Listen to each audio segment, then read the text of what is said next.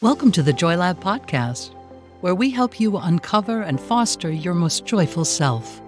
Your hosts, Dr. Henry Emmons and Dr. Amy Prasek, bring you the ideal mix of soulful and scientifically sound tools to spark your joy, even when it feels dark.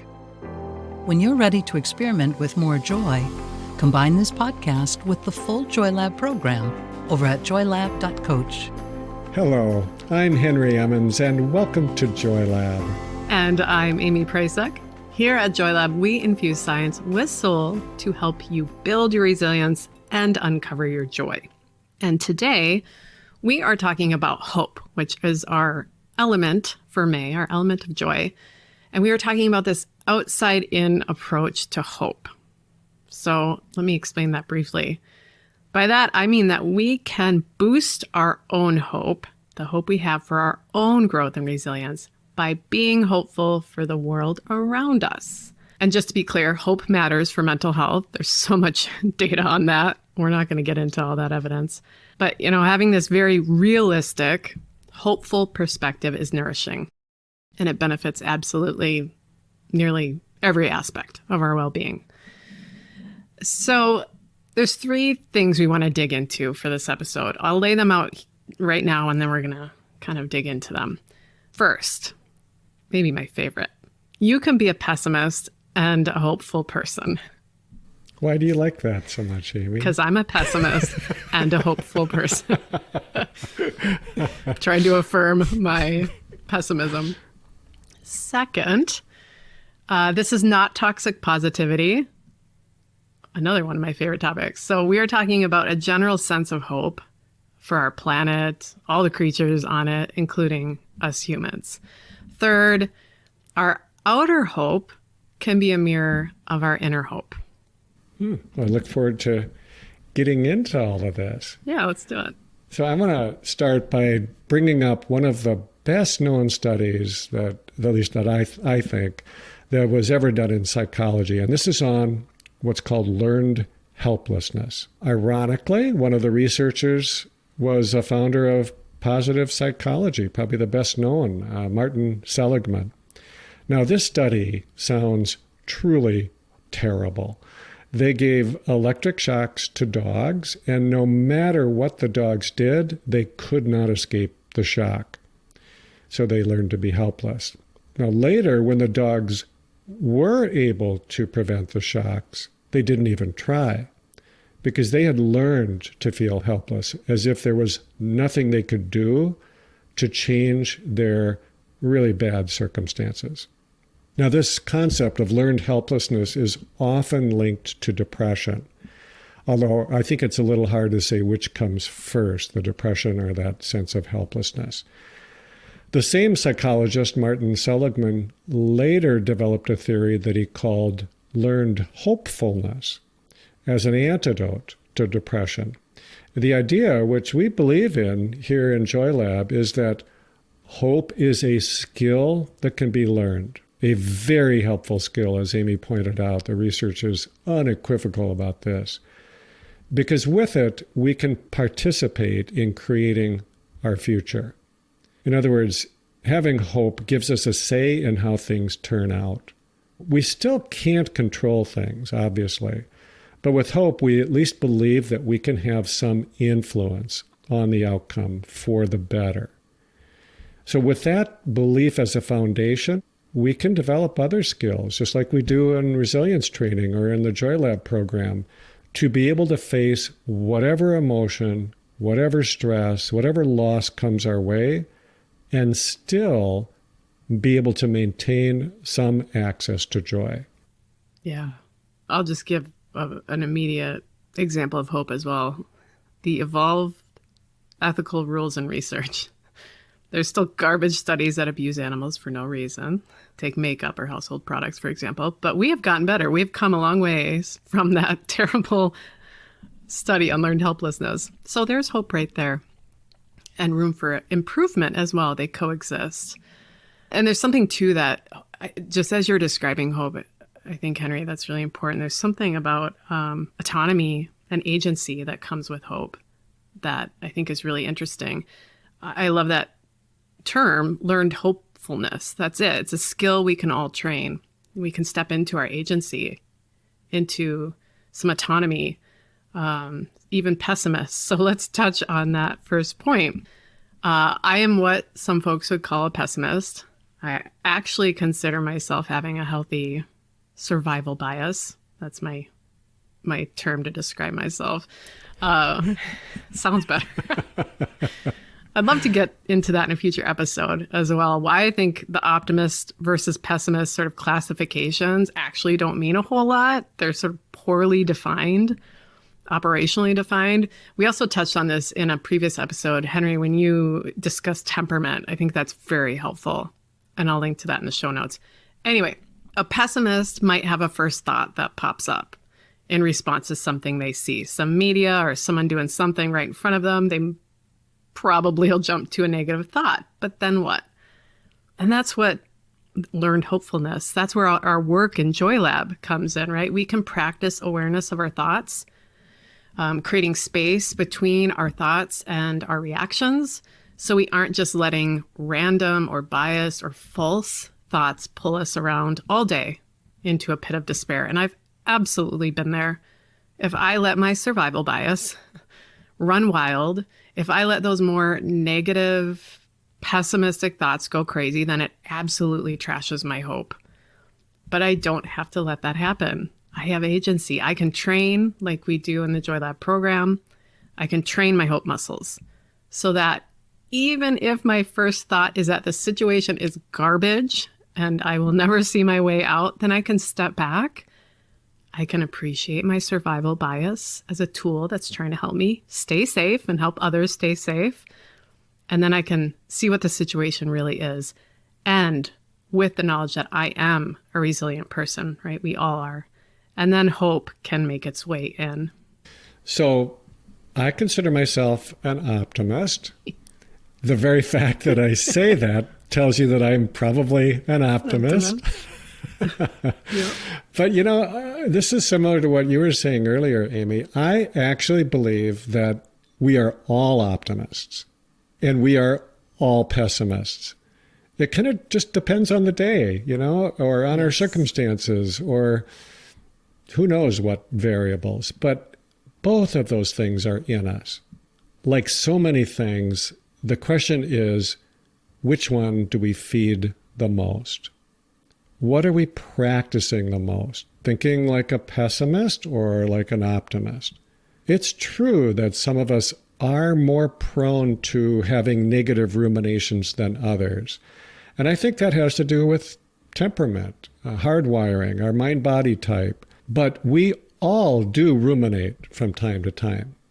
It just takes a little bit of learning and a lot of practice, I think, to become skillful at breaking that pattern of rumination. And it is the same kind of process that we have mentioned before. Really quickly, first, you see what is. Ah, yes, this is me ruminating. Second, you accept what is. This is just what my mind does. It doesn't mean anything more than that. And then finally, you choose wise action. There's really nothing here. I think I'll just turn my attention to something else. Something positive, maybe. Yes. Yeah, I think perfectly said, we are all optimists and pessimists, and we can train. It's a perfect transition as well to the second point about toxic positivity. So here's why this outside-in perspective is not toxic positivity. Let me just give some data here. Measures of poverty, infant and maternal mortality, violence, lifespan, access to toilets, starvation, malnourishment, these measures of human health have improved dramatically since we've been measuring them. Of course, there are pockets of exception and those matter, but overall, we are doing better. As a global community, we are doing better. All of us listening as well, we are resilient. Hope is in our DNA. I truly believe that. Whether you are a pessimist or an optimist, it doesn't matter. Hope is this evolutionary trait built into us. This is not unrealistic, toxic expressions of hope. but the realistic hope that is built on our inner resilience, our collective pull to create a better world for ourselves and future generations. I'll give a really basic example that I love about something called innate optimism, which is something raised up by neuroscientist Dr. Tali Sharrow. So innate optimism is this phenomenon, essentially, of how us humans often believe that we, like more so us as an individual or locally, believe that we can beat the odds. Here's what cracks me up. I don't know why. Marriage. Marriage is my example here. Because marriage is what cracks you up today. Kind of. It is a funny institution. So here's the example. Most people go into their first marriage totally certain that this is it. This is the one love story that will survive the generations. But statistically, it is very likely it won't, right? Divorce is very common. Not a failure. It's just a common thing that happens. But we think, oh, not this time, not for me, not for our relationship. That's innate optimism. This idea that, you can defy those odds. And I'm not trashing the institution of marriage or monogamy or anything. It's just more to say that we are hopeful creatures. We can train that hope in really good ways to nourish ourselves. That's what matters. And hope is great when a relationship chapter ends, right? A divorce, a breakup, whatever. The fact that something doesn't last forever is no argument against hope or innate optimism. So I'm seeing a middle path here, Yes. Amy. Something between learned helplessness and toxic positivity. That's where we want to be. Right. In between. So just to stay with your example of relationships for a second, both of those extremes might keep us in a truly unhealthy relationship for much longer than is good for us. Yes. So being hopeful, but also realistic, one might realize, okay, it's time for me to move on from this particular relationship. And then when one is ready, start looking for something better for themselves. Yeah, I think that's such a great point. Healthy hope is pretty discerning, I think, which is interesting. It has this discernment along with it. It's not this myopic kind of cheerleading that it sometimes gets illustrated as. So related to our first point, I love this saying, it doesn't matter if you see the glass as half full or half empty, as long as you see it as refillable. I love that. I like that too. I haven't heard that. Right? I don't care if it's half empty or half full. It doesn't matter. Can you refill it? Because it will drain out at some point, multiple times. So that'll transition us, I think, into our last point here. This idea that what we see in the world, the hope that we do or don't have, can be a reflection for the hope that we have for ourselves. So if we see the world as a dumpster fire of dum-dums and criminals, which is where I can go sometimes, then it can be really easy to see ourselves that way too. To feel that we are broken, that we don't measure up, we're not able to meet some harsh or unfair expectations that we've set for ourselves. And it's, of course, not always the case, right? You might be working at a job that sucks and the people there are burned out and mean and the company is tanking. The lack of hope in those situations is not what we're getting into here. It's this broader sense of how we see our world. Like, is it fire and brimstone full of hopeless people? If so, it might be the case that you're not giving yourself the credit you deserve either. You're not seeing your own resilience. You're not seeing the amazing person that you are. You're not tapping into your inner hope. And I think that can be hard to dig into, to see that in ourselves. I did a solid 12 sessions of CBT through my university services during undergrad to work on that, to get out of that dumpster fire. So therapy is a great tool here. Along with that, and the strategies we work on in Joy Lab program as well. Along with that, you can also shift the perspective externally. And that's that outside in approach we're talking about. It's the same way, I think, that we talk about sympathetic joy, one of our elements of joy, our December element. It's like sympathetic or social hope. so we can look for and through the eyes of hope and begin to see what is true. People are trying their best. We are doing better, just like us ourselves, right? The world is getting better. We are trying. Noticing those bits of hope happening around us and soaking in that can be really transformative for our own inner hope. So before we close, I want to share something about how we got inspired to do this episode. So we came across an article recently from The Atlantic. The title of the article was, "The World Really Is Getting Better." And that title just jumped out at me. It's an interview with Bill Gates about the work of their foundation. And I think, in reading this interview, I think that he's pretty pragmatic and maybe what you might call a realistic optimist. The article makes a compelling case that by most metrics, some of the things Amy referred to earlier, we are actually making good progress as a human species in tackling some of the world's most difficult problems. And sure, we haven't met our goals, to say the least, but we're moving toward them.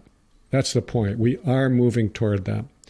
Now, when I come across something like this, I am drawn to it like someone wandering thirsty through the desert.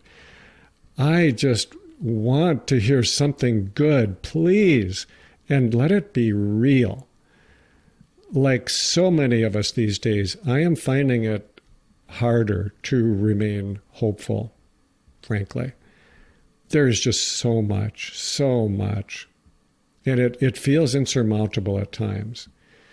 For every article that I come across like this that says things are getting better, there might be 100 that's telling me it's getting worse. So I am saying this for myself as much as for anyone listening. Hope is such a fragile thing. I think of it as the lens through which we see the world. Hope's very survival depends on us and on what we choose to see. Choose to see the good. It is there. It really is. Not everything is lost. Yeah, it is there. I was a health communications major for one of my master's programs. And one of the things that I think I learned very clearly is kind of this protocol, I guess you'd call it. If it bleeds, it leads. And that drives so much of what we communicate in journalism and messaging. If it bleeds, it leads, meaning if it's bad, it's going to make the front page. And then the second worst thing is on the second page, the third worst thing. So we get inundated with the blood, the bad stuff, the hard stuff, just because it sort of captures our attention, not because it's true or dominant. And I think that's important to remember, that we get there's an angle to what gets communicated to us. And it's true, hope is fragile. And at the same time, it's abundant. It is beyond all of those leads, all of those messaging that we might see on social media or on the news. We just really have to tune into it. And then we can switch that journalism approach. If it gives, it leads. I can't think of It lives. There we go. Oh, if it gives, it lives. Start it. I love that. Yes, there we go. Let's change it. Thank you. That's a good spot to close. I want to share some wisdom from author Barbara Kingsolver. I love her books. They really get into life, the giving, just as you've inspired right there, Henry. And also this interdependence, how the world, how we see the world, how it influences us and our own self-image. Here's what she wrote. The very least you can do in your life is figure out what you hope for. And the most you can do is live inside that hope. Not admire it from a distance, but live right in it, under its roof. Thank you for listening to the Joy Lab podcast. If you enjoyed today's show, visit joylab.coach to learn more about the full Joy Lab program. Be sure to rate and review us wherever you listen to your favorite podcasts. Please remember that this content is for informational and educational purposes only. It is not intended to provide medical advice and is not a replacement for advice and treatment from a medical professional. Please consult your doctor or other qualified health professional before beginning any diet change, supplement, or lifestyle program. Please see our terms for more information.